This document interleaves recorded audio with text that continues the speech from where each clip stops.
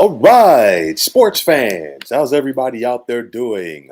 William Martin coming at you one more time here on YouTube with another edition of the 300 Pounds of Sports Knowledge Podcast.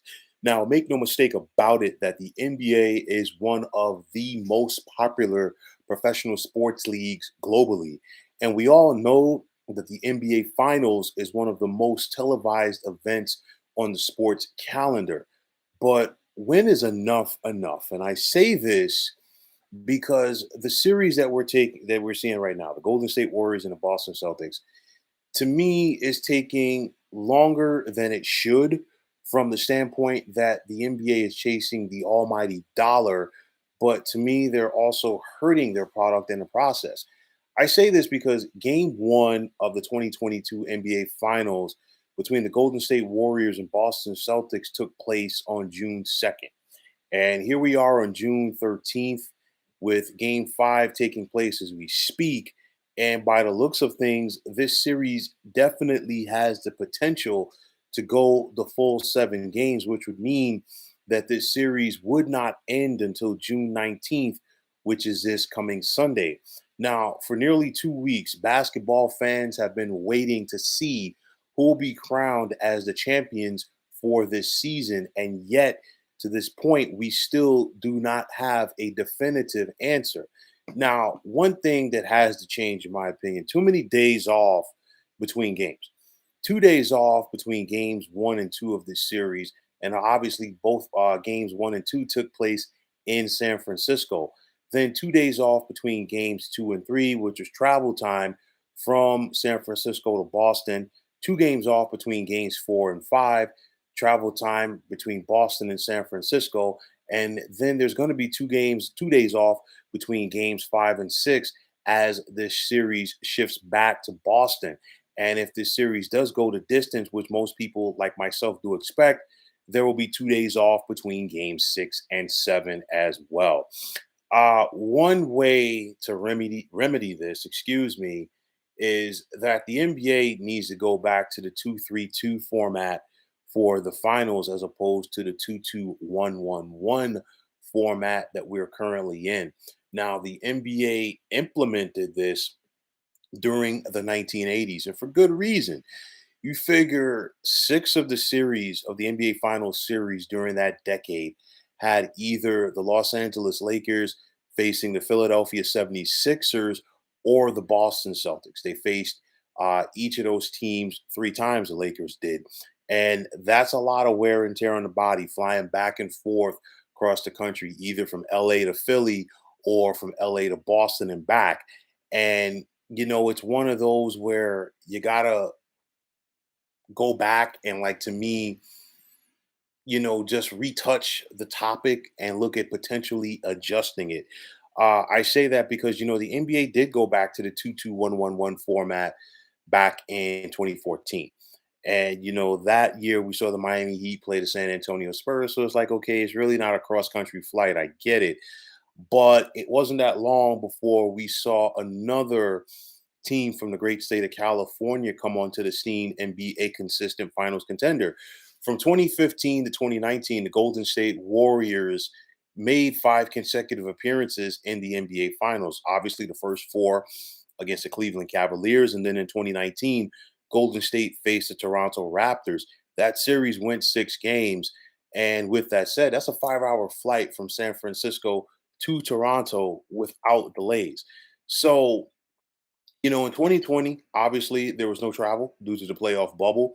But right now, we're back to reality. And the reality is, in my opinion, is it's time for the NBA to once again adjust. I think, going back to that 2-3-2 format, you also have to cut down the days off between games. I think 1 day rather, is enough, and let these guys go out there and play.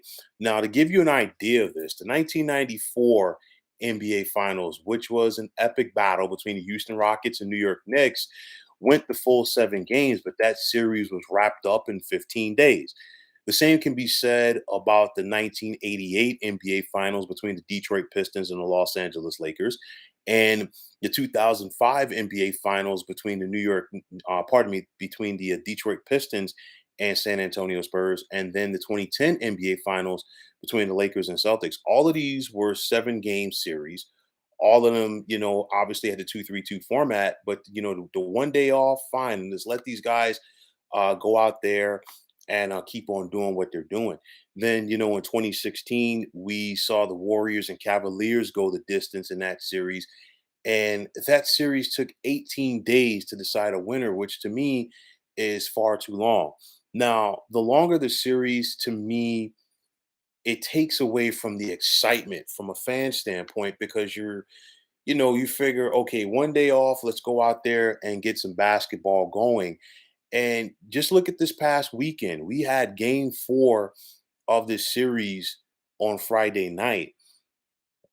The day of Sunday was the perfect opportunity for the NBA to reign supreme in Sunday night primetime. You figure on a national scene, the only thing that you really had going on at that point was Sunday night baseball, a contest between the Mets and the Angels. And I think that was a situation, that was a clear example of where the NBA could have gone out there and seized control of that market.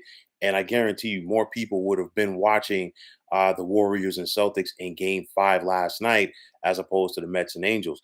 But, with that said, it's situations like that because you're trying to, like, quote unquote delay the suspense, have you, but the thing is you're killing the momentum from your fan base. You're killing the momentum of your players. Let these guys go out there and keep in a rhythm that is playing the game of basketball. And then from a fan standpoint, okay, 1 day off, you figure you got something else to do. Okay, boom, you come back and you get ready for the game. Fans are not having that right now. That's where we're at. And to me, you know, this is the equivalent of having a box office smash at the movie theaters, and then you wait 15 years or more for the sequel. And it's one of those where, you know what, you got to strike while the iron's hot. And the iron is hot right now. People want to see who is going to be the champion for this season. Is it going to be the Warriors getting their 4th with this crew? Or are the Celtics and Jason Tatum going to, go through and get this title? We'll have to wait and see, obviously, but people want to see that.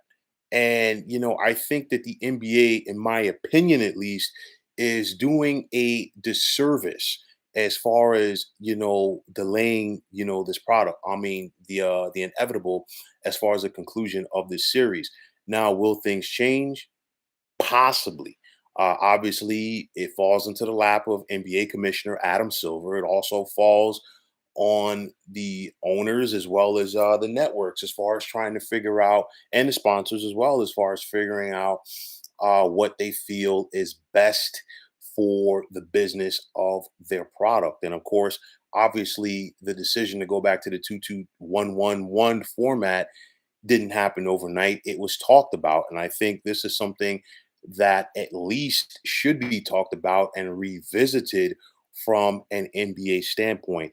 All of this is doing a disservice. I think people would have been happy if this series was over at this point. Basketball fans would then focus on the NBA draft, which is coming up towards the end of the month. And then before you know it, free agency is going to get started. And then we're going to be in a frenzy.